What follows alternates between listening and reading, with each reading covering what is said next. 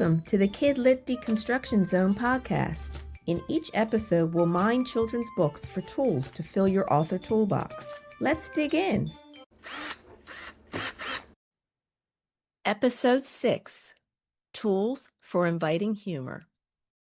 Hi everyone, I'm Melissa Mwai, a children's author illustrator. You might know me from books like A Puerto Rican Childhood or I Can Make a Friend. Hi, I'm Morgan Lau. I'm a visual storyteller. You can follow me at Green Girl Blue Planet on Instagram. Hi, I'm Rona Sherdan. I'm a children's author and book coach. Find out how we can partner together by visiting my website. In today's KidLit Deconstruction Zone podcast episode, we're discussing how to invite humor in your story. We all enjoy a good laugh, and kids are no exception. Humor can capture a reader's attention and engage them right from the start. Even reluctant readers will discover the joy of a story by being pulled in with a little fun. Humor is not just about being silly, it's a strategic tool that supports literacy, emotional social development, and encourages creativity. In addition, humor can help build empathy. It allows kids to safely explore tough topics through a lighter lens. Sometimes it's okay to laugh at some of the challenges we face in life. In this episode, we'll explore several tools that you might use to introduce humor successfully in your story. The tools are wordplay, contrasting characters, understatement, and exaggeration. Our first tool is wordplay. This is a powerful tool for bringing humor to your story. When used well, a simple setup can turn into a laugh out loud moment. Younger kids love alliteration, rhyme, onomatopoeia, and made-up words. Use this language to be clever and playful. Fun-to-say words make kids laugh just by how they sound when they're spoken. Rhythmic patterns and silly noises make for great read-aloud moments. Kids also enjoy jokes that make them giggle and groan.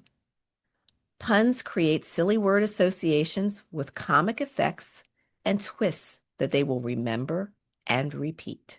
Children's novels for middle grade and young adult readers utilize a more complex level of layered jokes, sophisticated puns, and wordplay that is age appropriate. With this older audience, you will also find sarcasm, satire, and parody humor to entertain the reader. Here's your writing tip for wordplay. Create a word bank of funny phrases to craft a punny sentence or wordplay-driven scene for your story. Make it age-appropriate. Tie it to a specific situation, and if it's a picture book or graphic novel, leave room for the illustrator to add a fun visual to reinforce the joke. Our second tool is contrasting characters. Whether you think about Bugs Bunny and Daffy Duck or Elephant and Piggy, these characters grip our imagination because their interactions feel alive. Keep in mind that young children may need more obvious differences in dialogue, physicality, and emotions, whereas teens notice more subtle clues. As for books with illustrations, character designs usually build in contrast. Duos often have opposite outlooks on life. Reactions to stressful and mundane situations can be a humor goldmine. Lastly, think about how contrasting characters might be a way to explore a theme, a conflict, or even a different emotion through the lens of humor in your story. Here's your writing tip for contrasting characters. Take one character and make them into two contrasting characters. Brainstorm scenes that allow them to interact with each other to spotlight their different reactions, dialogues, or even thoughts. Our last tool is understatement and exaggeration. Writers can use one or both techniques in their story to add humor. With understatement, the situation is downplayed with words that don't reflect the true context of the event, like a small response to a big problem. This contrast in words and actions creates the comedic tension desired to make your audience chuckle. The reader is in on the joke and can deduce from either the pictures or words that things are not quite adding up. On the other hand, exaggeration can heighten an event in an absurd way, for better or for worse. It may not necessarily be the punchline, but it can make the story more interesting. But avoid overused cliches like, I am hungry as a horse. Be creative and relevant to your story. Here's your writing tip for understatement and exaggeration. Take a scene and draw an arrow to the left for understatement and an arrow to the right for exaggeration. Then write down in both directions, whether in text or imagery, how the scenes go from normal to abnormal in an unexpected, hilarious way. Go wild. The books. Today's picture book pick is Problem Solved, written and illustrated by Jan Thomas.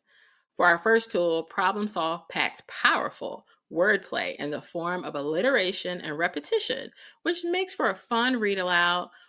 Quote, well, here I am, Porcupine Pete, your problem-solving porcupine. End quote. Saying this tongue twister aloud adds to the humorous tone set in this picture book. For the second tool, Problem Solve's contrasting characters are glaringly different in their personalities and behaviors, as a disheveled, skeptical bunny and an overly confident yet chaotic porcupine aim to clean up a messy room.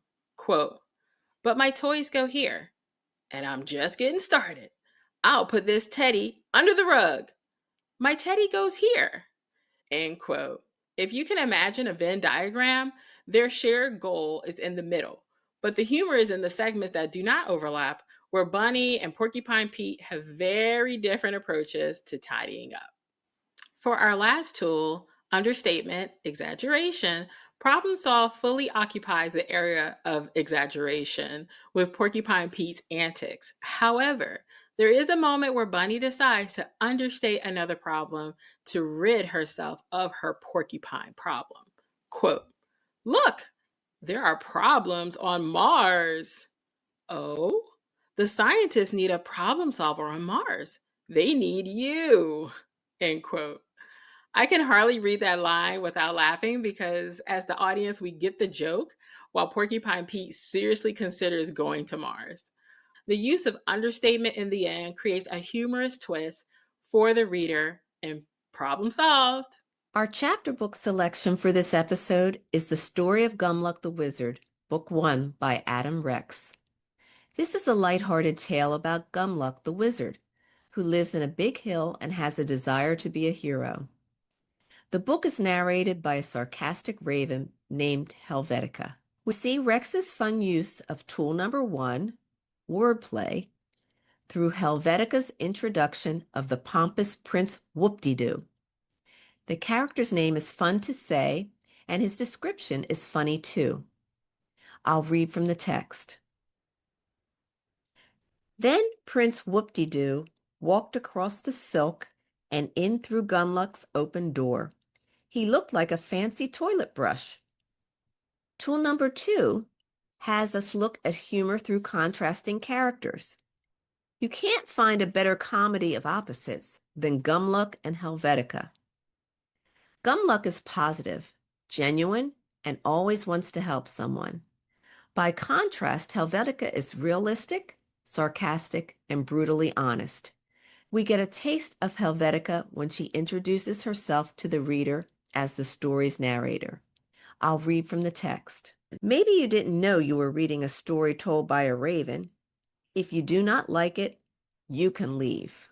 For tool number 3, we look at exaggerated or understated situational humor. We have an example of exaggerated humor when Gumluck decides to help a villager who wants mussels. His wish is granted, but Gumluck goes overboard, giving the man more mussels than he can handle.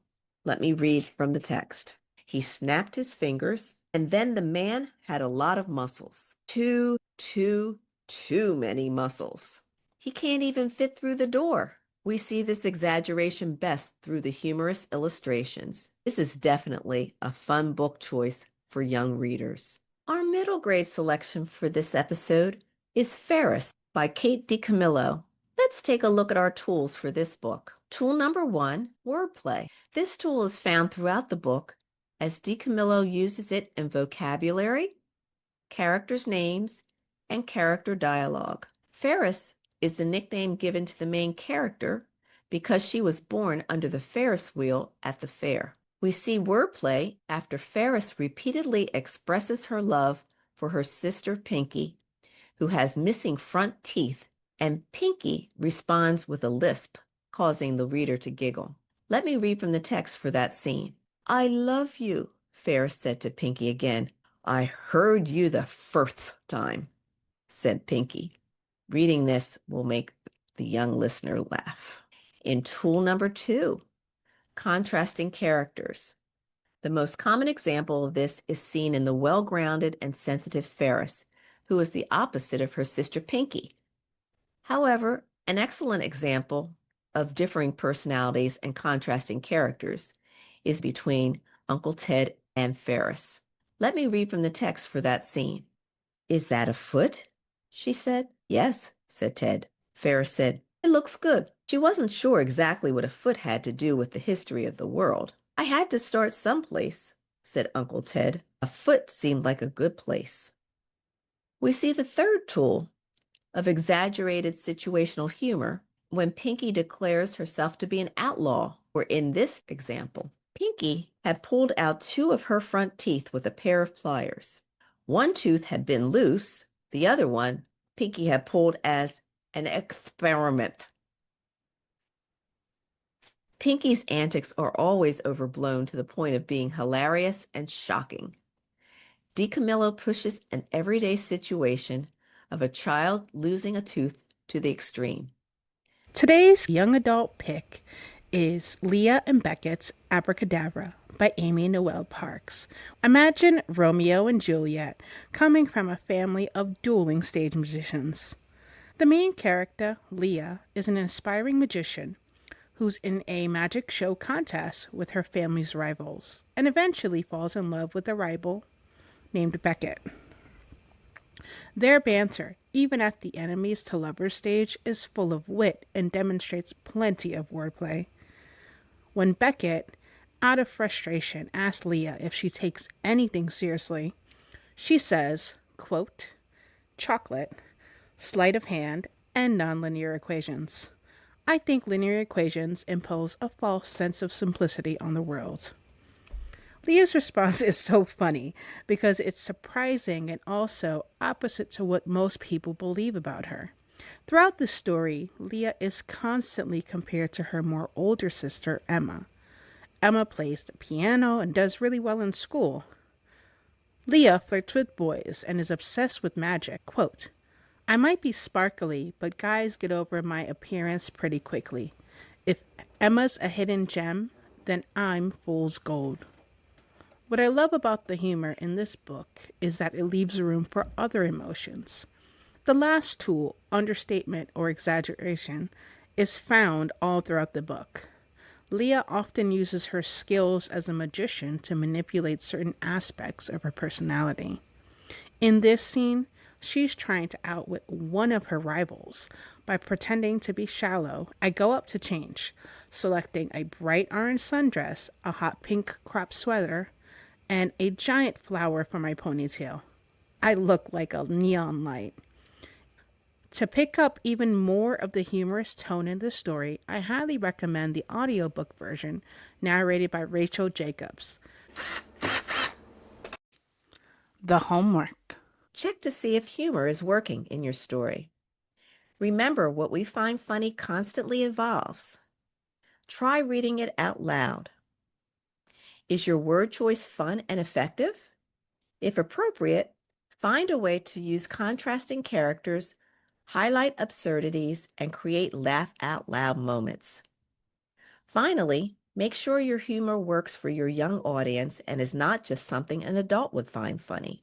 For extra credit, stay current with what makes your audience laugh by watching popular TV shows, reading funny books in KidLit genres, and watching TikTok clips. Whether you're writing a picture book or something in between, grab your writing tools and get to work. If you have any book suggestions for us to deconstruct in future episodes, please leave a comment below. Thank you for listening to the KDZ podcast. And please remember to like, share, and subscribe.